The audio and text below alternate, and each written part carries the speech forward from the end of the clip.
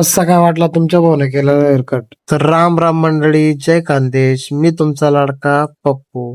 तर आपलं रोजचं नियोजन तर तुम्हाला माहितच आहे. रोजच्या नियोजनानुसार आपण निघालो आपल्या दुकानाकडे. दुकानाकडे गेलो, दुकानावर गेलात बघतो तर काय बाबा, चौरसा पण बांधला गेलाय आणि आपल्या इटा पण संपून गेल्यात. म्हटलं चला दुकान वगैरे ओपन करून घेऊ. दुकान वगैरे ओपन करून घेतली, मस्त रचून घेतली. आपले कस्टमर तर चालूच होते, तेवढ्यात आपले मालक म्हणे पाणी वगैरे मारलं का नाही? म्हटलं काय नाही, पाणी मारायचं काम चालू आहे, त्याचं आपोआप चालू आहे म्हटलं. मग म्हटलं चला पाण्याची बॉटल घेतो, निघतो आपल्या सलून दुकानाकडे. सलून दुकानाकडे गेलो, मस्तपैकी सलून दुकान वगैरे ओपन करून घेतली, दिवाबत्ती करून घेतली.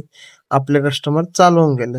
मग कस्टमरची कटिंग वगैरे एकदम मस्त टाकाटाक करून दिली, तुम्ही बघूच शकता. आणि कसं आहे ना, आपलं काम एकदम सण पेरिरी नाहीये बरं का. कसं आहे ना, वेळ लागतो पण काम एकदम टाकाटाक होतं.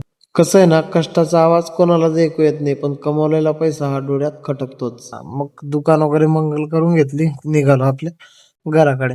म्हटलं चला जेवण नाश्ता वगैरे करून घेऊ.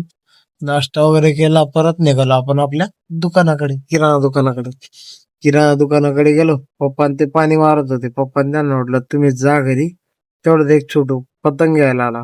नंतर पप्पा ते जेवण वगैरे करून आले.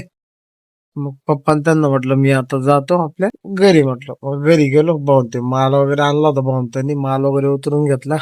मम्मी ते काम करत आहेत. मम्मी त्यांना म्हटलं जेवण वगैरे वाढून द्या मला. मम्मी त्यांनी जेवण वगैरे वाढून दिलं. कसं आहे ना, आईच्या हाताची चव कोणाला येणार नाही. मग मम्मी त्यांनी चहा वगैरे बनवून दिली पप्पांनी त्यांच्यासाठी. चहा वगैरे घेतली, माल वगैरे घेतला, निघालो आपल्या दुकानाकडे. दुकानाकडे गेलो, माल वगैरे उतरून दिला आणि पप्पा त्यांना म्हटले चहा घ्या, चहा वगैरे घ्या. तेवढ्यात मी जातो म्हटलं आपल्या सलून दुकानाकडे. समोर मोहित दादा भेटले. मोहित दादा म्हटलं चला, दुकान वगैरे ओपन करून घेतली, साफसफाई करून घेतली. आपले कस्टमर परत चालू होऊन गेले.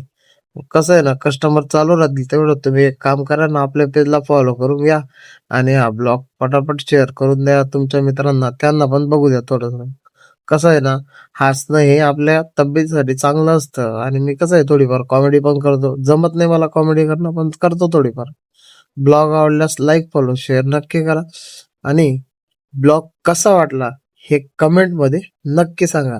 आणि काय त्याच्यात ऍड करायला पाहिजे हे पण सांगा बरं का.